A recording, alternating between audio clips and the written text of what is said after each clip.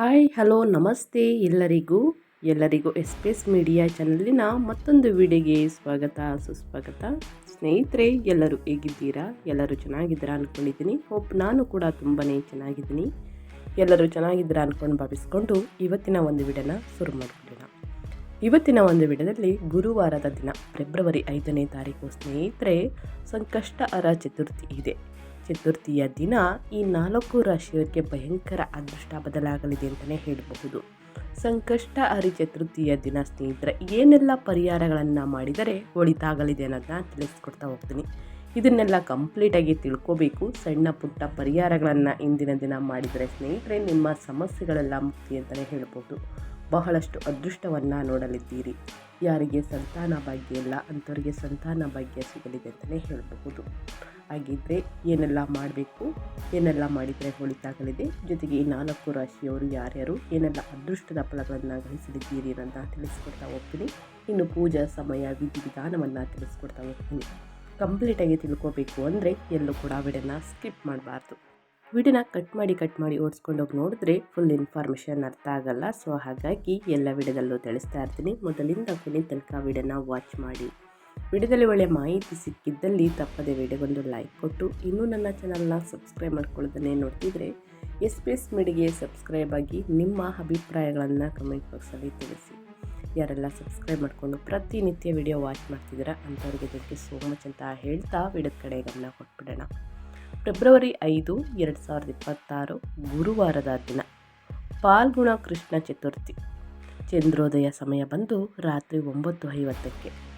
ಇನ್ನು ಚತುರ್ಥಿಯ ಆರಂಭ ಬೆಳಿಗ್ಗೆ 12:09ರಿಂದ ಫೆಬ್ರವರಿ 5ನೇ ತಾರೀಕು ಸ್ನೇಹಿತರೆ, ಕೊನೆಗೊಳ್ಳುವಂತಹ ಸಮಯ ಬೆಳಿಗ್ಗೆ 12:22ಕ್ಕೆ ಫೆಬ್ರವರಿ 6ನೇ ತಾರೀಕು ಕೊನೆಗೊಳ್ಳುತ್ತದೆ.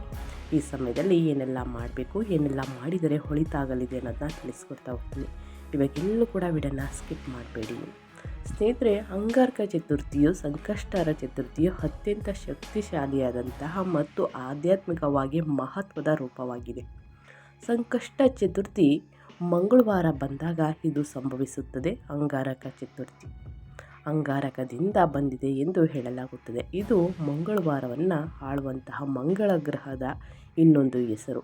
ಮಂಗಳವು ಶಕ್ತಿ, ಶಿಸ್ತು, ಧೈರ್ಯ ಮತ್ತು ಕರ್ಮಕ್ರಿಯೆಯನ್ನು ಪ್ರತಿನಿಧಿಸುತ್ತದೆ. ಇನ್ನು ಕೃಷ್ಣ ಪಕ್ಷದ 4ನೇ ದಿನ ಸಂಕಷ್ಟಿ ಚತುರ್ಥಿ ಮಂಗಳವಾರದೊಂದಿಗೆ ಸೇರಿದಾಗ ಗಣೇಶ ಮತ್ತು ಮಂಗಳ ಗ್ರಹದ ಶಕ್ತಿಗಳು ಸೇರಿ ಅಸಾಧಾರಣವಾದ ಪ್ರಬಲವಾದ ಆಧ್ಯಾತ್ಮಿಕ ಕಿಟಕಿಯನ್ನು ಸೃಷ್ಟಿಸುತ್ತದೆ. ಈ ಜೋಡಣೆಯು ನಿಯಮಿತ ಸಂಕಷ್ಟ ಚತುರ್ಥಿಗೆ ಹೋಲಿಸಿದರೆ ಈ ದಿನದಂದು ಮಾಡುವಂತಹ ಉಪವಾಸ, ಪ್ರಾರ್ಥನೆ ಮತ್ತು ಪೂಜೆಯ ಪ್ರಯೋಜನಗಳನ್ನು ಹಲವು ಪಟ್ಟು ಹೆಚ್ಚಿಸುತ್ತದೆ ಎಂದು ನಂಬಲಾಗಿದೆ. ಚತುರ್ಥಿಯನ್ನು ವಿಶೇಷವಾಗಿ ತೀವ್ರ ಅಡೆತಡೆಗಳು, ಪುನರಾವರ್ತಿತ ವೈಫಲ್ಯಗಳು, ಆರೋಗ್ಯ ಸಮಸ್ಯೆಗಳು, ಆರ್ಥಿಕ ಅಸ್ಥಿರತೆ, ಕಾನೂನು ತೊಡಕುಗಳು ಅಥವಾ ವೃತ್ತಿ ಮತ್ತು ಮದುವೆಯಲ್ಲಿ ವಿಳಂಬಗಳನ್ನು ಎದುರಿಸುತ್ತಿರುವಂತಹ ಭಕ್ತರಿಗೆ ಶಿಫಾರಸು ಮಾಡಲಾಗುತ್ತದೆ. ಅಡೆತಡೆಗಳನ್ನು ನಿವಾರಿಸುವಂತಹ ಗಣೇಶ ದೇವರು ಬುದ್ಧಿವಂತಿಕೆ ಮತ್ತು ಸ್ಥಿರತೆಯನ್ನು ಆಳುತ್ತಾರೆ. ಆದರೆ ಮಂಗಳನು ಕ್ರಿಯೆ ಮತ್ತು ಪರಿಶ್ರಮವನ್ನು ಆಳುತ್ತಾನೆ. ಒಟ್ಟಾಗಿ ಅವು ಆಳುವಾಗ ಬೇರೂರಿರುವ ಕರ್ಮದ ಅಡೆತಡೆಗಳನ್ನು ಕರಗಿಸಲು ಮತ್ತು ದೀರ್ಘಕಾಲದ ಸಮಸ್ಯೆಗಳನ್ನು ನಿವಾರಿಸಲು ಶಕ್ತಿಯನ್ನು ನೀಡಲು ಸಹಾಯವನ್ನು ಮಾಡುತ್ತದೆ. ಚತುರ್ಥಿಯಂದು ಸಂಕಷ್ಟ ಚತುರ್ಥಿಯನ್ನು ಪ್ರಾಮಾಣಿಕತೆ, ಸ್ವಯಂ ಶಿಸ್ತು ಮತ್ತು ಭಕ್ತಿಯಿಂದ ಆಚರಿಸುವುದರಿಂದ ವೇಗವಾಗಿ ಮತ್ತು ಹೆಚ್ಚು ಸ್ಪಷ್ಟವಾದ ಫಲಿತಾಂಶಗಳು ದೊರೆಯುತ್ತವೆ ಎಂದು ನಂಬಲಾಗಿದೆ.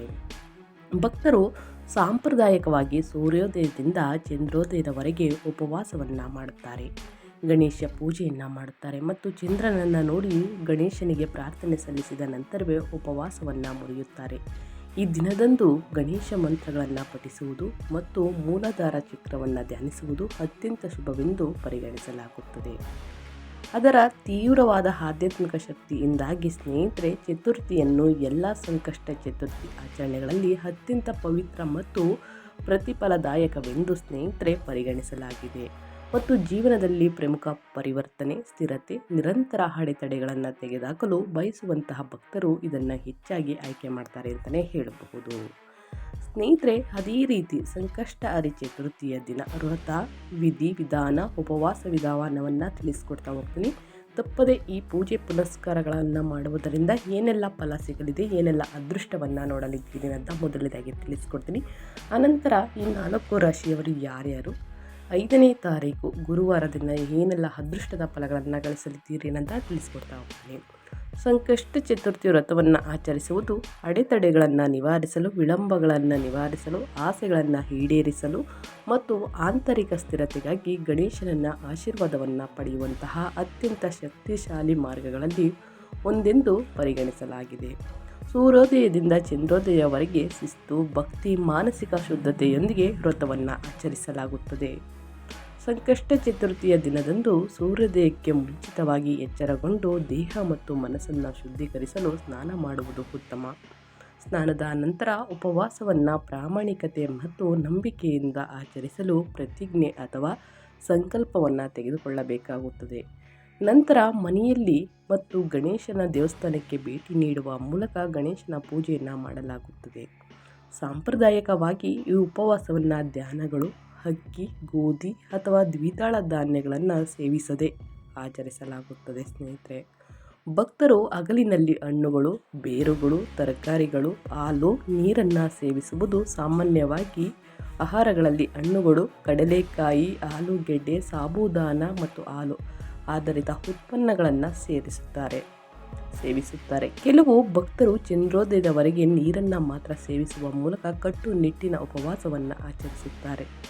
ಸಂಜೆ ಸೂರ್ಯಾಸ್ತದ ನಂತರ ಭಕ್ತರು ಸಂಕಷ್ಟ ಚತುರ್ಥಿ ವ್ರತದ ಪ್ರಮುಖ ಭಾಗವಾದ ಚಂದ್ರೋದಯಕ್ಕೆ ಸಿದ್ಧತೆ ನಡೆಸುತ್ತಾರೆ. ಚಂದ್ರನು ಕಾಣಿಸಿಕೊಂಡ ನಂತರ ಭಕ್ತರು ಚಂದ್ರನಿಗೆ ಪ್ರಾರ್ಥನೆ ಸಲ್ಲಿಸಿ ನಂತರ ಗಣೇಶ ಪೂಜೆಯನ್ನು ಮಾಡಲಾಗುತ್ತದೆ. ಗಣೇಶ ಮಂತ್ರಗಳನ್ನು ಪಠಿಸುತ್ತಾ ಗಣೇಶನಿಗೆ ದುರ್ವ ಹುಲ್ಲು, ಹೂವುಗಳು, ಮೋದಕ, ಸಿಹಿ ತಿಂಡಿಗಳು ಮತ್ತು ದೀಪಗಳನ್ನು ಅರ್ಪಿಸಲಾಗುತ್ತದೆ. ಗಣೇಶ ಪೂಜೆ ಮತ್ತು ಚಂದ್ರನ ಪೂಜೆ ಮುಗಿದ ನಂತರ ಉಪವಾಸವನ್ನು ಮುರಿಯಲಾಗುತ್ತದೆ. ಚಂದ್ರೋದಯದ ನಂತರ ಉಪವಾಸವನ್ನು ಮುರಿಯುವುದು ಒಬ್ಬರ ಜೀವನದಿಂದ ಕತ್ತಲೆ, ಅಜ್ಞಾನ, ಅಡೆತಡೆಗಳನ್ನು ತೆಗೆದುಹಾಕುವುದು ಸಂಕೇತಿಸುತ್ತದೆ. ವ್ರತವು ದೇಹವನ್ನು ಶುದ್ಧೀಕರಿಸುವುದಲ್ಲದೆ ಮನಸ್ಸನ್ನು ಶಿಸ್ತುಬದ್ಧಗೊಳಿಸುತ್ತದೆ. ಸ್ನೇಹಿತರೆ, ಇಚ್ಛಾಶಕ್ತಿಯನ್ನು ಬಲಪಡಿಸುತ್ತದೆ ಮತ್ತು ಗಣೇಶನೊಂದಿಗಿನ ಸಂಪರ್ಕವನ್ನು ಗಾಢಗೊಳಿಸುತ್ತದೆ.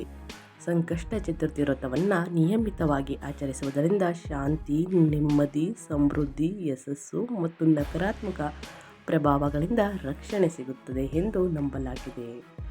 ಚತುರ್ಥಿ ಎಂದು ಆಚರಿಸಿದಾಗ ಈ ವ್ರತದ ಆಧ್ಯಾತ್ಮಿಕ ಪ್ರಯೋಜನಗಳು ಹಲವು ಪಟ್ಟು ಹೆಚ್ಚಾಗುತ್ತವೆ ಎಂದು ನಂಬಲಾಗಿದೆ. ಸಾಮಾನ್ಯವಾಗಿ ಭಾದ್ರಪದದಲ್ಲಿ ಆಗಸ್ಟ್ ಸೆಪ್ಟೆಂಬರ್ ನಡೆಯುವ ಗಣೇಶ ಚತುರ್ಥಿಯ ಬಗ್ಗೆ ಜನರಿಗೆ ತಿಳಿದಿರುತ್ತದೆ. ಆದರೆ ಸಂಕಷ್ಟ ಚತುರ್ಥಿ ಮತ್ತು ವಿನಾಯಕ ಚತುರ್ಥಿ ಕೂಡ ಮಹತ್ವದಾಗಿದೆ, ಏಕೆಂದರೆ ಇವೆರಡು ಗಣೇಶನಿಗೆ ಸಂಬಂಧಿಸಿದೆ. ಸ್ನೇಹಿತರೆ, ಇನ್ನು ಚತುರ್ಥಿಯ ದಿನದಂದು ಸೂರ್ಯೋದಯಕ್ಕೆ ಮೊದಲು ಎದ್ದೇಳಿ ಸ್ನಾನ ಮಾಡಿದ ನಂತರ ಅರ್ಪಿಸಿ ಗಂಗಾಜಲ, ಪವಿತ್ರ ಜಲ, ಸೂರ್ಯನಿಗೆ ವಕ್ರತುಂಡ ಮಂತ್ರವನ್ನು ಪಠಿಸುವುದು.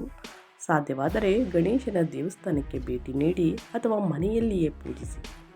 ಸಂಕಷ್ಟಿ ಎಂಬ ಸಂಸ್ಕೃತ ಪದದ ಅರ್ಥ ದುಃಖಗಳಿಂದ ಅಥವಾ ಅಡೆತಡೆಗಳಿಂದ ಮುಕ್ತಿ ಮತ್ತು ಗಣೇಶನನ್ನ ವಿಧನ ಅರ್ಥ ಎಂದು ಕರೆಯಲಾಗುತ್ತದೆ, ಏಕೆಂದರೆ ಅವನು ಅಡೆತಡೆಗಳನ್ನು ತೆಗೆದುಹಾಕುತ್ತಾರೆ. ಆದ್ದರಿಂದ ಸ್ನೇಹಿತರೆ, ಬರುವಂತಹ ಗಣೇಶ ಚತುರ್ಥಿಯ ಜೊತೆಗೆ ಇದು ಮಹತ್ವದ ಚತುರ್ಥಿಯಾಗಿದೆ. ಸಂಕಷ್ಟ ಚತುರ್ಥಿ ಎಂದು ಸೂರ್ಯೋದಯದಿಂದ ಚಂದ್ರೋದಯದವರೆಗೆ ಉಪವಾಸವನ್ನು ಮಾಡಬೇಕು. ಹಣ್ಣು, ಬೇರುಗಳು ಮತ್ತು ತರಕಾರಿಗಳನ್ನು ಸೇವಿಸಬೇಕು. ಅಲ್ಲದೆ ನೀವು ಸಾಬೂದಾನ, ಕಿಚಡಿ, ವಡೆ, ಕಡಲೆಕಾಯಿ ಮತ್ತು ಆಲೂಗೆಡ್ಡೆಗಳನ್ನು ಸೇವಿಸಬಹುದು.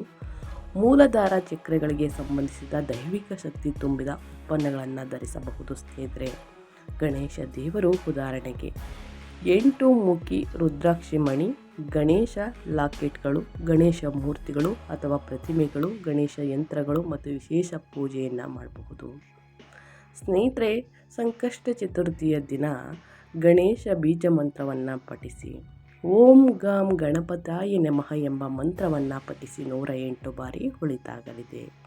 ವಕ್ರತುಂಡ ಮಹಾಕಾಯ ಸೂರ್ಯಕೋಟಿ ಸಮಪ್ರಭಾ ಅನ್ನೋ ಮಂತ್ರವನ್ನು ಕೂಡ ಪಠಿಸಬಹುದು. ತಪ್ಪದೆ ಸ್ನೇಹಿತರೆ, ಈ ಮಂತ್ರವನ್ನು ಪಠಿಸುವುದರಿಂದ ನಿಮ್ಮ ಅಡೆತಡೆಗಳೆಲ್ಲವೂ ಸಂಪೂರ್ಣವಾಗಿ ನಿವಾರಣೆಯಾಗಲಿದೆ. ಇಂದಿನ ದಿನ ಬೆಳ್ಳುಳ್ಳಿ ಮತ್ತು ಈರುಳ್ಳಿಯನ್ನು ಸೇವಿಸಬೇಡಿ ಸ್ನೇಹಿತರೆ. ತಪ್ಪದೆ ಈ 2 ತರಕಾರಿಯನ್ನು ಸೇವಿಸಬೇಡಿ ಅಂತ ಹೇಳ್ತಾ, ಇನ್ನು ಈ 4 ರಾಶಿಯವರಿಗೆ ಇಂದಿನಿಂದ ಏನೆಲ್ಲ ಅದೃಷ್ಟದ ಫಲಗಳನ್ನು ಗಳಿಸಲಿದ್ದೀರಿ, ಯಾವುದರ ಬಗ್ಗೆ ಎಚ್ಚರಿಕೆ ವಹಿಸಬೇಕು ಅನ್ನೋದನ್ನು ತಿಳಿಸ್ಕೊಡ್ತಾ ಹೋಗ್ತೀನಿ. ಇವಾಗೆಲ್ಲೂ ಕೂಡ ವಿಡಿಯೋನ ಸ್ಕಿಪ್ ಮಾಡಬಾರ್ದು.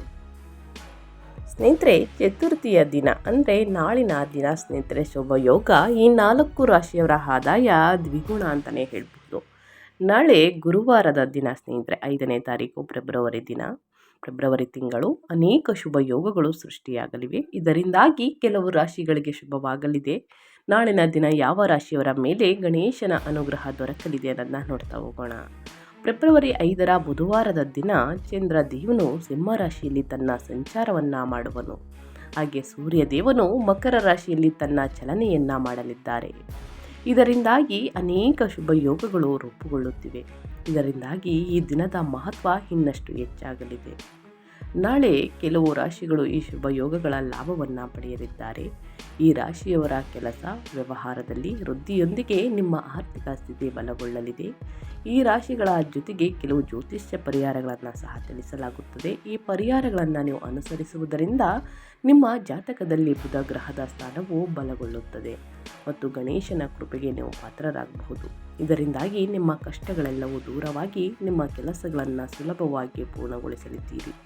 ಫೆಬ್ರವರಿ 5ರಂದು ಯಾವ ರಾಶಿಯವರಿಗೆ ಅದೃಷ್ಟ ಒಲಿಯಲಿದೆ, ಮುಂದಿನ ದಿನಗಳಲ್ಲಿ ಏನೆಲ್ಲ ಅದೃಷ್ಟದ ಫಲಗಳನ್ನು ಗಳಿಸಲಿದ್ದೀರಿ ಅನ್ನೋದನ್ನ ತಿಳಿಸ್ಕೊಡ್ತಾ ಹೋಗ್ತೀನಿ. ಮೊದಲನೇ ಅದೃಷ್ಟ ರಾಶಿ ಬಂದು ಮಿಥುನ ರಾಶಿಯವರಿಗೆ. ಮಿಥುನ ರಾಶಿಗೆ ಸೇರಿದ ಜನರಿಗೆ ನಾಳೆಯ ದಿನ ಬಹಳಷ್ಟು ಉತ್ತಮವಾಗಿರುವುದು. ಈ ರಾಶಿಯ ಸೇರಿದ ಜನರಿಗೆ ವಿದ್ಯಾರ್ಥಿಗಳಿಗೆ ನಾಳೆ ಯಾವುದಾದರೂ ಉತ್ತಮ ಕಂಪನಿಯಿಂದ ಉದ್ಯೋಗಕ್ಕಾಗಿ ಅವಕಾಶವನ್ನು ಪಡೆಯುವಂತಹ ಸಂಭವ ಸಿಗಲಿದೆ. ಜೊತೆಗೆ ಕಂಪ್ಯೂಟರ್ ಕೋರ್ಸ್ಗೆ ಸೇರಬೇಕೆಂಬ ಕನಸನ್ನು ಕಂಡಿರುವಂತಹ ಮಿಥುನ ರಾಶಿಗೆ ಸೇರಿದ ಜನರಿಗೆ ನಾಳಿನ ದಿನ ಬಹಳ ಉತ್ತಮ ದಿನವಾಗಿರಲಿದೆ. ಗುರುವಾರದ ದಿನ ಮಿಥುನ ರಾಶಿಗೆ ಸೇರಿದ ಜನರು ತಮ್ಮ ಆಪ್ತರನ್ನು ಭೇಟಿಯಾಗುವುದರಿಂದ ಹೆಚ್ಚಿನ ಪ್ರಯೋಜನವನ್ನು ಗಳಿಸುವರು. ಹಾಗೆ ಮನೆಯವರೊಂದಿಗೆ ಬಟ್ಟೆ, ಆಭರಣ ಇತ್ಯಾದಿಗಳನ್ನು ಖರೀದಿಸುವಲ್ಲಿ ನೀವು ಸಮಯವನ್ನು ಕಳೆಯಲಿದ್ದೀರಿ. ಶಿಕ್ಷಣಕ್ಕೆ ಸಂಬಂಧಿಸಿದ ಕ್ಷೇತ್ರದಲ್ಲಿ ವಿದ್ಯಾರ್ಥಿಗಳು ಯಶಸ್ಸನ್ನು ಗಳಿಸಲಿದ್ದಾರೆ. ಮಕ್ಕಳಿಂದ ನಿಮಗೆ ಶುಭ ಸುದ್ದಿ ಲಭಿಸಬಹುದು. ಅದೃಷ್ಟದ ಸಂಪೂರ್ಣ ಬೆಂಬಲವನ್ನು ಈ ರಾಶಿಗೆ ಸೇರಿದ ಜನರು ಪಡೆಯಲಿದ್ದಾರೆ. ನಿಮ್ಮ ಅಪೂರ್ಣ ಕೆಲಸಗಳೆಲ್ಲವೂ ಪೂರ್ಣಗೊಳ್ಳುವುದರಿಂದ ನಿಮ್ಮ ಮನೋಬಲ ವೃದ್ಧಿಯಾಗುವುದು. ಹಾಗೆ ಪ್ರೀತಿಯ ಜೀವನ ಸುಖಮಯವಾಗಿರಲಿದೆ ಮತ್ತು ನಿಮ್ಮ ಸಂಗಾತಿಯೊಂದಿಗಿನ ಸಂಬಂಧವು ಇನ್ನಷ್ಟು ಬಲಗೊಳ್ಳಲಿದೆ ಅಂತಲೇ ಹೇಳಬಹುದು ಮಿಥುನ ರಾಶಿಯವರಿಗೆ. ಇನ್ನು ಮುಂದಿನ ರಾಶಿಯವರ ಬಗ್ಗೆ ಹೇಳೋದಾದರೆ, ಮುಂದಿನ ರಾಶಿ ಬಂದು ಸ್ನೇಹಿತರೆ ಕಟಕ ರಾಶಿಯವರಿಗೆ. ಕಟಕ ರಾಶಿಯವರಿಗೆ ಫೆಬ್ರವರಿ ಗುರುವಾರದ ದಿನ 5ನೇ ತಾರೀಕು ಸ್ನೇಹಿತರೆ ಸಂಕಷ್ಟಹಾರಿ ಚತುರ್ಥಿಯ ದಿನ ಈ ರಾಶಿಗೆ ಸೇರಿದ ಜನರಿಗೆ ತಾವು ಯೋಚಿಸಿದಂತಹ ಎಲ್ಲ ಕೆಲಸಗಳನ್ನು ಯಶಸ್ವಿಯಾಗಿ ಪೂರ್ಣಗೊಳಿಸುವರು. ಹಾಗೆ ಹೊಸ ವ್ಯಾಪಾರವನ್ನು ಶುರು ಮಾಡಬೇಕೆಂದು ಯೋಚಿಸುತ್ತಿರುವಂತಹ ಕಟಕ ರಾಶಿಗೆ ಸೇರಿದ ಜನರಿಗೆ ನಾಳಿನ ದಿನ ಗುರುವಾರದ ದಿನ ಬಹಳ ಶುಭವಾಗಿರುವುದು. ನಿಮ್ಮ ಸಂಗಾತಿಯ ಸಂಪೂರ್ಣ ಬೆಂಬಲ ದೊರಕುವುದರಿಂದ ನಿಮಗೆ ನಿಮ್ಮ ಯಾವುದಾದರೂ ದೊಡ್ಡ ಕೆಲಸದಲ್ಲಿ ಯಶಸ್ಸು ದೊರಕುವಂತಹ ಯೋಗ ನಿರ್ಮಾಣಗೊಳ್ಳುವುದು. ಇದರೊಂದಿಗೆ ಕಟಕ ರಾಶಿಗೆ ಸೇರಿದ ಜನರ ಆರ್ಥಿಕ ಪರಿಸ್ಥಿತಿ ಮೊದಲಿಗಿಂತ ಬಹಳಷ್ಟು ಸುಧಾರಿಸುವುದು. ಆಮದು ರಫ್ತಿಗೆ ಸಂಬಂಧಿಸಿದಂತಹ ವ್ಯಾಪಾರವನ್ನು ಮಾಡುವಂತಹ ಕಟಕ ರಾಶಿಗೆ ಸೇರಿದ ಜನರಿಗೆ ನಾಳೆ ಸ್ನೇಹಿತರೆ ಗುರುವಾರದ ದಿನ ಹೆಚ್ಚಿನ ಪ್ರಯೋಜನಗಳು ದೊರಕುವಂತಹ ಯೋಗವಿದೆ. ಕೆಲಸವನ್ನು ಮಾಡುವ ಜನರಿಗೆ ಸಾಕಷ್ಟು ಉತ್ತಮ ದಿನವಾಗಿರುವುದು. ನಿಮ್ಮ ಅಧಿಕಾರಿಗಳ ಸಂಪೂರ್ಣ ಬೆಂಬಲ ದೊರಕುವುದು. ಈ ಮೊದಲೇ ಮಾಡಿದಂತಹ ಹೂಡಿಕೆಯಿಂದ ಅಪಾರ ಲಾಭವನ್ನು ಗಳಿಸಲಿದ್ದೀರಿ. ಹಾಗೆ ಕಳೆದು ಹೋದಂತಹ ಹಣವನ್ನು ವಾಪಸ್ಸು ಪಡೆಯುವಂತಹ ಸಾಧ್ಯತೆ ಹೆಚ್ಚಾಗಿರುವುದು. ನಿಮಗೆ ವಿದೇಶಕ್ಕೆ ಪ್ರಯಾಣಿಸುವಂತಹ ಯೋಗವೂ ಕೂಡ ನಿರ್ಮಾಣಗೊಳ್ಳಲಿದೆ. ಹಾಗಾಗಿ ಸಾಕಷ್ಟು ಅದೃಷ್ಟದ ಫಲಗಳನ್ನು ಗಳಿಸಲಿದ್ದೀರಿ ಕಟಕ ರಾಶಿಯವರು ಅಂತ ಹೇಳ್ತಾ, ಇನ್ನು ಮುಂದಿನ ರಾಶಿಯವರ ಬಗ್ಗೆ ಹೇಳೋದಾದರೆ ಕುಂಭರಾಶಿಯವರು ಕೂಡ ಏನೆಲ್ಲ ಅದೃಷ್ಟದ ಫಲಗಳನ್ನು ಗಳಿಸಲಿದ್ದೀರಿ, ಯಾವುದರ ಬಗ್ಗೆ ಎಚ್ಚರಿಕೆ ವಹಿಸಬೇಕು, ಏನೆಲ್ಲ ಪರಿಹಾರಗಳನ್ನು ಮಾಡಬೇಕು ಅಂತ ತಿಳಿಸ್ಕೊಡ್ತಾ ಹೋಗ್ತೀನಿ. ಕುಂಭರಾಶಿಗೆ ಸೇರಿದ ಜನರಿಗೆ ನಾಳಿನ ದಿನ ಗುರುವಾರದ ದಿನ ಬಹಳ ಶುಭವಾಗಿರುವುದು. ಅನುಭವಿ ಜನರ ಮಾರ್ಗದರ್ಶನ ತೆಗೆದುಕೊಳ್ಳುವುದರಿಂದ ಹೆಚ್ಚಿನ ಸಹಾಯ ದೊರಕುವುದು. ಕುಂಭರಾಶಿಗೆ ಸೇರಿದ ಜನರು ನಾಳಿನ ದಿನ ವಿದೇಶಿ ಕಂಪನಿಗೆ ಸೇರಿದಂತೆ ಉದ್ಯೋಗಕ್ಕಾಗಿ ಉತ್ತಮ ಅವಕಾಶಗಳನ್ನು ಗಳಿಸುವಂತಹ ಯೋಗವಿದೆ. ಹಾಗೆ ಮನೆಯಲ್ಲಿ ಸಂತೋಷಮಯವಾದ ವಾತಾವರಣ ಇರುವುದು ಮತ್ತು ನೀವು ಶಾಂತಿಪೂರ್ಣವಾದ ಜೀವನವನ್ನು ನಡೆಸಲು ಸಾಧ್ಯವಾಗುವುದು ಸ್ನೇಹಿತರೆ. ನಾಳಿನ ದಿನ ಕುಂಭರಾಶಿಗೆ ಸೇರಿದ ಜನರು ತಮ್ಮ ಯಾವುದಾದರೂ ಸ್ನೇಹಿತರನ್ನು ಭೇಟಿಯಾಗುವರು ಮತ್ತು ಹಳೆಯ ವಿಚಾರಗಳು ತಾಜಾವಾಗುವುದು. ಯಾವುದಾದರೂ ಕಾನೂನು ವಿಚಾರದಲ್ಲಿ ನೀವು ಸಿಲುಕಿದ್ದರೆ ನಾಳಿನ ದಿನ ಗ್ರಹಗಳ ಶುಭ ಪ್ರಭಾವದಿಂದಾಗಿ ಗಣೇಶ ದೇವರ ಅನುಗ್ರಹದಿಂದಾಗಿ ನಿಮಗೆ ಅವುಗಳಿಂದ ಮುಕ್ತಿ ದೊರಕುವುದು. ವೈವಾಹಿಕ ಜೀವನ ಅತ್ಯುತ್ತಮವಾಗಿರುವುದರಿಂದ ನೀವು ಬಹಳಷ್ಟು ಸಂತೋಷದಿಂದ ಕೂಡಿದ ಜೀವನವನ್ನು ನಡೆಸುವ ಅವಕಾಶವನ್ನು ಗಳಿಸಲಿದ್ದೀರಿ. ಹಾಗಾಗಿ ಸಾಕಷ್ಟು ಅದೃಷ್ಟವನ್ನು ನೋಡಲಿದ್ದೀರಿ. ಸಂತಾನ ಭಾಗ್ಯ ಸಿಗಲಿದೆ ಸ್ನೇಹಿತರೆ. ಯಾರಿಗೆ ಮಕ್ಕಳಾಗಿಲ್ಲ ದಯವಿಟ್ಟು ಸಂಕಷ್ಟಹರ ಚತುರ್ಥಿ ದಿನ ನಾನು ಹೇಳಿರುವಂತಹ ಪೂಜಾ ವಿಧಿವಿಧಾನಗಳನ್ನು ಅನುಸರಿಸಿ ಕಷ್ಟಗಳು, ಸಮಸ್ಯೆಗಳು, ಅಡೆತಡೆಗಳು ಎಲ್ಲವೂ ಕೂಡ ಸಂಪೂರ್ಣವಾಗಿ ನಿವಾರಣೆಯಾಗಲಿದೆ. ಇನ್ನು ಮುಂದಿನ ರಾಶಿಯವರ ಬಗ್ಗೆ ಹೇಳೋದಾದರೆ ಮುಂದಿನ ರಾಶಿ ಬಂದು ಮೀನರಾಶಿಯವರಿಗೆ. ಮೀನರಾಶಿಗೆ ಸೇರಿದ ಜನರಿಗೆ ಸ್ನೇಹಿತರೆ ಗುರುವಾರದ ದಿನ ಹೆಚ್ಚಿನ ಪ್ರಯೋಜನಗಳು ಆಗುವುದು. ವ್ಯಾಪಾರ ವ್ಯವಹಾರಕ್ಕೆ ಸಂಬಂಧಿಸಿದಂತೆ ಸಾಕಷ್ಟು ಲಾಭ ಗಳಿಸುವಂತಹ ಯೋಗ ನಿರ್ಮಾಣಗೊಳ್ಳಲಿದೆ. ಹಾಗೆ ಮೀನರಾಶಿಗೆ ಸೇರಿದ ಜನರು ಸಾಲವನ್ನು ನೀಡಿದ್ದರೆ ನಾಳಿನ ದಿನ ಅದು ವಾಪಸ್ಸು ದೊರಕುವಂತಹ ಸಂಭವವಿದೆ. ಇದರೊಂದಿಗೆ ಮೀನರಾಶಿಗೆ ಸೇರಿದ ಜನರ ಆರೋಗ್ಯವು ಮೊದಲಿಗಿಂತ ಉತ್ತಮವಾಗಿರುವುದು. ನಿಮಗೆ ಯಾವುದಾದರೂ ಪ್ರಭಾವಶಾಲಿ ವ್ಯಕ್ತಿಯನ್ನು ಭೇಟಿಯಾಗುವಂಥ ಅವಕಾಶ ಲಭಿಸಲಿದೆ. ಇದರಿಂದಾಗಿ ಹೆಚ್ಚಿನ ಲಾಭವನ್ನು ಗಳಿಸಲಿದ್ದೀರಿ. ಈ ರಾಶಿಗೆ ಸೇರಿದ ಜನರಿಗೆ, ವಕೀಲರಿಗೆ ಬಹಳಷ್ಟು ಮಹತ್ವಪೂರ್ಣವಾದಂತಹ ದಿನವಾಗಿರುವುದು. ನಾಳೆ ನಿಮ್ಮ ಎಲ್ಲ ರೀತಿಯ ಕನಸು ನನಸಾಗಲಿದೆ ಸ್ನೇಹಿತರೆ. ಜೊತೆಗೆ ಹೊಸ ಅವಕಾಶಗಳು ದೊರಕುವಂಥ ಸಾಧ್ಯತೆ ಕೂಡ ಇರುವುದು. ವೃತ್ತಿ ಮತ್ತು ಆದಾಯಕ್ಕೆ ಸಂಬಂಧಿಸಿದ ಕ್ಷೇತ್ರದಲ್ಲಿ ನಿಮಗೆ ಸಾಕಷ್ಟು ಯಶಸ್ಸು ದೊರಕಬಹುದು. ಷೇರು ಮಾರುಕಟ್ಟೆಗೆ ಸಂಬಂಧಿಸಿದಂತೆ ಅಪಾರ ಲಾಭವನ್ನು ಗಳಿಸಲಿದ್ದೀರಿ. ಇದರೊಂದಿಗೆ ಶಿಕ್ಷಣ ಮತ್ತು ಮಕ್ಕಳಿಗೆ ಸಂಬಂಧಿಸಿದಂತಹ ಮನೆಯಲ್ಲಿ ಚಂದ್ರನ ಸಂಚಾರವು ನಿಮಗೆ ಹೆಚ್ಚು ಶುಭ ಹಾಗೂ ಲಾಭದಾಯಕವಾಗಿರುವುದು. ಹಾಗಾಗಿ ಸಾಕಷ್ಟು ಅದೃಷ್ಟವನ್ನು ನೋಡಲಿದ್ದೀರಿ ಸ್ನೇಹಿತರೆ. ಇಂದಿನಿಂದ ಉಪವಾಸವನ್ನು ಮಾಡಿ, ಪೂಜೆ ಪುನಸ್ಕಾರಗಳನ್ನು ಮಾಡಿ, ಗಣೇಶನ ದೇವಸ್ಥಾನಕ್ಕೆ ಭೇಟಿ ನೀಡಿ ಸ್ನೇಹಿತರೆ. ದುರ್ವ ಹುಲ್ಲು ಮತ್ತು ಮೋದಕವನ್ನು ಅರ್ಪಿಸಿ ಪೂಜೆಯನ್ನು ಸಲ್ಲಿಸಿ. ಬಡವರಿಗೆ ಮತ್ತು ನಿರ್ಗತಿಕರಿಗೆ, ಚಿಕ್ಕ ಮಕ್ಕಳಿಗೆ, ವಿದ್ಯಾರ್ಥಿಗಳಿಗೆ ನಿಮ್ಮ ಕೈಯಲ್ಲಾದಷ್ಟು ಸಹಾಯವನ್ನು ಮಾಡಿ. ಹಳದಿ ಬಣ್ಣದ ಸಿಹಿ ತಿಂಡಿಯನ್ನು ಅರ್ಪಿಸಿ. ಕಷ್ಟಗಳು, ಸಮಸ್ಯೆಗಳು ಕ್ರಮೇಣವಾಗಿ ಕಡಿಮೆಯಾಗಲಿದೆ ಅಂತಲೇ ಹೇಳಬಹುದು. ತಪ್ಪದೆ ಈ ಪೂಜೆ ಪುನಸ್ಕಾರಗಳನ್ನು ಮಾಡಿ. ಈ 4 ರಾಶಿಯವರು ಮಾಡಬೇಕು ಅಂತಲ್ಲ, 12 ರಾಶಿ ಚಕ್ರದ ಜನರು ಪ್ರತಿಯೊಬ್ಬರು ಕೂಡ ಮಾಡ್ಬೋದು. ಯಾರೆಲ್ಲ ವಿಡಿಯೋ ನೋಡ್ತಿದ್ದೀರಾ ಅಂಥವರು. ಸಂತಾನ ಭಾಗ್ಯ ಸಿಗಲಿದೆ ಅಂತ ಹೇಳ್ತಾ ನಾನು ವಿಡಿಯೋನ ಎಂಡ್ ಮಾಡ್ತಾ ಇದ್ದೀನಿ. ದಯವಿಟ್ಟು ಇವತ್ತಿನ ಒಂದು ವಿಡಿಯೋದಲ್ಲಿ ಒಳ್ಳೆ ಮಾಹಿತಿ ಸಿಕ್ಕಿದ್ದಲ್ಲಿ, ಈ ವಿಡಿಯೋ ಯೂಸ್ಫುಲ್ ಅನಿಸಿದ್ದಲ್ಲಿ ವಿಡಿಯೋಗೆ ಲೈಕ್ ಮಾಡಿಲ್ಲ ಅಂದರೆ ದಯವಿಟ್ಟು ಲೈಕ್ ಮಾಡಿ, ಕಮೆಂಟ್ ಮಾಡಿ, ನಿಮ್ಮ ಅಭಿಪ್ರಾಯವನ್ನು ತಿಳಿಸಿ ಅಂತ ಹೇಳ್ತಾ, ನಿಮಗೂ ಮತ್ತು ನಿಮ್ಮ ಕುಟುಂಬಕ್ಕೆ ತುಂಬಾ ಒಳ್ಳೆಯದಾಗಲಿ. ಗಣೇಶನ ಅನುಗ್ರಹ ನಿಮ್ಮ ಮೇಲಿರಲಿ ಅಂತ ಹೇಳ್ತಾ, ಮತ್ತೊಂದು ವಿಡಿಯೋ ಜೊತೆ ಮತ್ತೊಂದು ಹೊಸ ಭವಿಷ್ಯದಲ್ಲಿ ಸಿಗ್ತೀನಿ. Thank you for watching.